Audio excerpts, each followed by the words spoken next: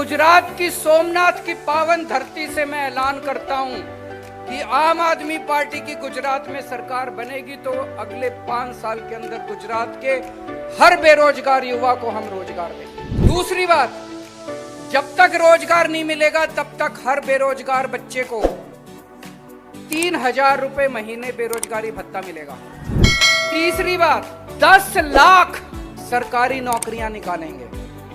चौथी बात, पेपर फूटने के खिलाफ कानून लेके आएंगे। और पांचवी बात, जितने कोऑपरेटिव सेक्टर में नौकरियां हैं वो सारी नौकरियों का सिस्टम ठीक करेंगे, पारदर्शी करेंगे।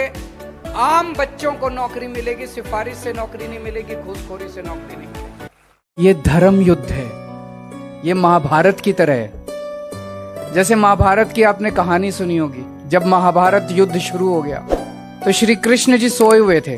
उनसे मदद मांगने के लिए दुर्योधन और श्री कृष्ण दोनों पहुंचे। दुर्योधन उनके सिरहाने बैठ गए, अर्जुन उनके पांव के पास बैठ गए श्री कृष्ण जी के।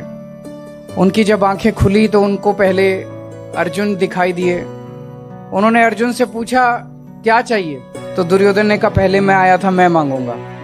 तो उन्होंने कहा नहीं, पहले मैंने इनको देखा। तो अर्जुन ने कहा कि भगवान, इस युद्ध के अंदर मुझे आप चाहिए, मुझे श्री कृष्ण चाहिए, भगवान चाहिए। दुर्योधन मन मन में बड़ा खुश हुआ। उसने कहा मेरे को तो सेना चाहिए थी। तो उसने कहा भगवान अगर ये ऐसे कह रहे हैं तो आप इनके साथ चले जाइए, मुझे अपनी सेना दे दीजिए।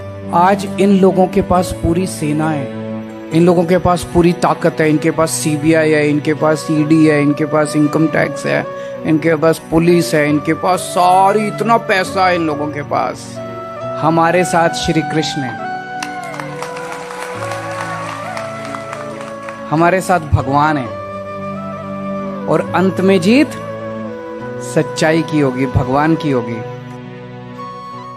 वो सारे इन्हीं के लोग हैं जो पेपर फोड़ते हैं। तो हमारी सरकार बनेगी, कानून लेके आएंगे, पेपर फोड़ने वालों को कम से कम 10 साल की सजा होगी। और 2015 के बाद से जितने पेपर फूटे सबके केस खोले जाएंगे, सबकी इंक्वायरी दोबारा कराई जाएगी और सबको जेल भेजेंगे। जितने पेपर फोड़े इन्होंने सबको जेल भेजेंगे, पेपर फोड़ने वालों। अब खबरदार, दिसंबर के बाद अगर किसी ने गुजरात में पेपर फोड़ा तो